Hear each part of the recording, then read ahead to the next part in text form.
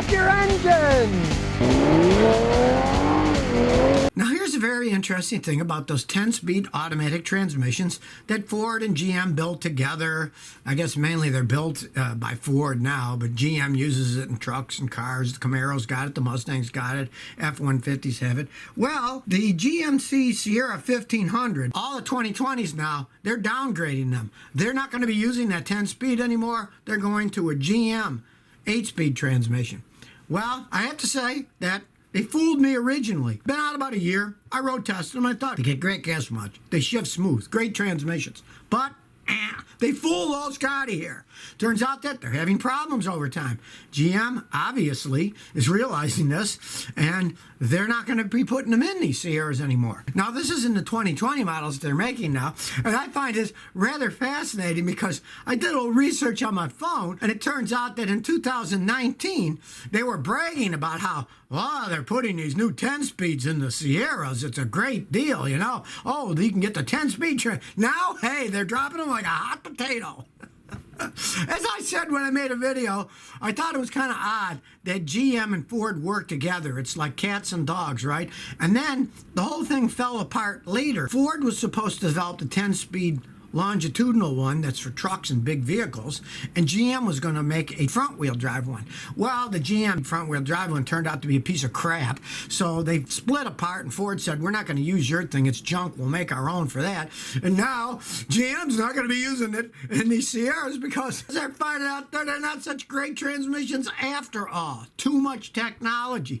All I have to say is Ford and GM working together, this is what comes of it. Last year, they were bragging how great it was for putting them in, and now GM saying, oh, we're not putting them in these anymore. That's the problem with technology. You put too much technology in those 10-speed transmissions. Yeah, when they work, they're fantastic. Kind of like an Italian car. When it works, hey, it's a fantastic car. It's a fast. It takes the corners, right? Yeah, and it breaks down all the time. And it turns out that these 10-speed transmissions are too. And even GM is realizing, hey, they're starting to drop them like hot potatoes. Ford's starting to have a lot of people complain about it in theirs. Ford's saying, customers still going to say, oh, that's normal, they said. Maybe normal for those things because they didn't build them right in the first place. Software, hardware, I don't know. They just aren't working out right. They're too complicated. And like I said, GM and Ford working together to build the thing, that was a mistake in the first place. Here's an interesting one. The medium-duty GM Silverados are getting new software for their heavy-duty transmissions that's called FuelSense 2.0. Now, these are for their 6-speed automatic transmissions. And if you don't know, those are Allison transmissions. Now, the Allison company has been around a long time. Originally, they made airplane engines, got into transmissions after World War II, especially for heavy-duty stuff. Made good transmissions. But way back, GM bought them. A few years ago, in 2007, GM sold Allison to a private equity partnership. Now it's its own company, Allison Transmissions. A lot of the ones that go in GMs are made in Maryland. These Allison transmissions, they've always been pretty good transmissions. You might think it's kind of interesting because, of course, they had that deal, GM and Ford, with that 10-speed automatic transmission. Well, everybody's kind of running from that one. Some of the other GM vehicles that had that 10-speed, they're not going to put it in anymore. They're going to put an 8-speed in. But with these heavy-duty Silverados, mid and heavy-duty ones, they have a whole bunch of Allison transmissions that they put in them. They offer almost 24, that's 24 different Allison transmissions.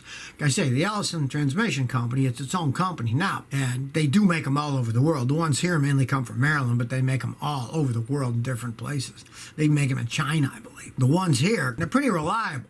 Unlike GM actual products, the Allison stuff is usually pretty good, especially the ones that are made here in the United States. Originally, it was Indiana. Now they got this plant in Maryland where they build stuff. And they're putting the software into them so they can get better gas mileage, have more power. You got a choice of 24 different ones you can put in it when you're buying it. Hey, this is commercial stuff, which is why I tell people, hey, if you run a business, you want a commercial vehicle, that's what you get.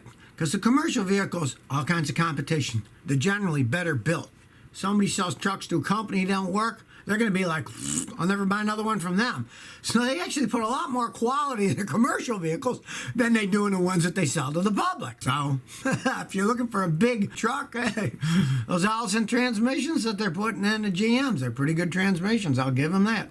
And if you go with a diesel engine, you're much better off than with the weaker gasoline engines the GM's been making for quite some time.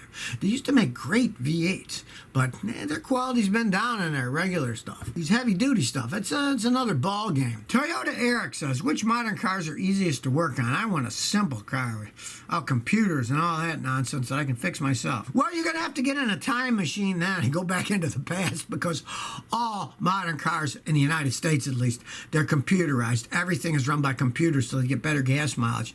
Now, if you want a reliable car, get it like a Toyota Corolla. They don't break much anyways, and if they do finally break, you got a 4-cylinder one. There's lots of working room. There's no arguing that. They're still very complex, but they still have, brake systems, shocks, stuff like that. You can do all that stuff yourself anyways. But all modern cars, to pass emissions control, they're all computerized. That's just the way that they are. But if you want things that are going to break down less, you can still find a standard transmission Corolla. Get a standard transmission. It's simpler to work on. It'll have no future problems of, well, the computer transmission went out.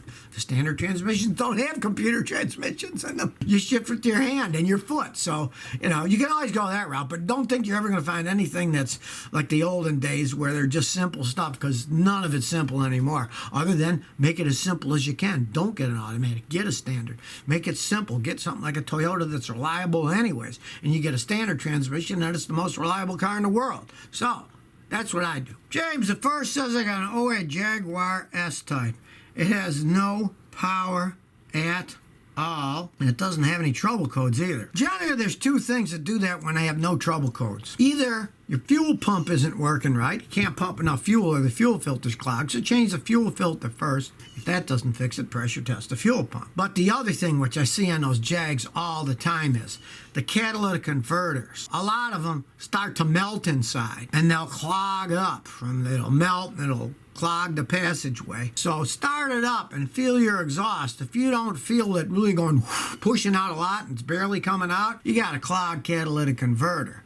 Now, any mechanic can pressure test it. What we do is we go before the catalytic converter and we take off an oxygen sensor and we put a pressure sensor in there. And if we see it's got a lot of back pressure, normally the back pressure might be half a pound, maybe 1 pound. If it's got 3, 5, 6 pounds back pressure before the cat, it means the catalytic converter is clogging up and all that pressure's there. And on that baby, it's got 2 catalytic converters, and odds are you'd have to replace both of them.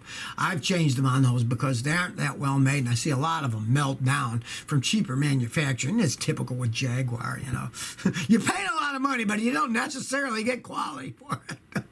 Fast Daddy says I got an 07 Ford Explorer. I can't get the ignition key out. So I changed the ignition switch assembly, and it still does the same thing. Help. Well, that's one for you. You'd think you can't turn it and get it out. The switch assembly's bad, right? You replaced it. Still does the same thing. Well, let me tell you something. I had that happen to me years ago with one of those, and I was almost pulling my hair out. But then I thought logically, and I thought, well, to get it into the off position and get out, it's got to be in park, right? I'm sure you got it in park. Doesn't mean that the switch sees that you have it in park. Got that dumb cable, right? And the cable goes from the column down to the transmission to pull it into park. When those cables stretch, it might go into park, but the cable is also pulling the switch, and it probably isn't pulling it the whole way to put it into park. And that's why you can't get the key out. Buy a new one, put it in. I'll bet you that'll fix it, because it took me a while to figure that one out, but I just thought logically. Always think logical. How does it turn into the off position so you can take the key out? Well, it'll only let you do that if it's in park. Otherwise, you might take the key out while you're driving down the road and kill yourself. So, get another cable. That should fix the whole thing.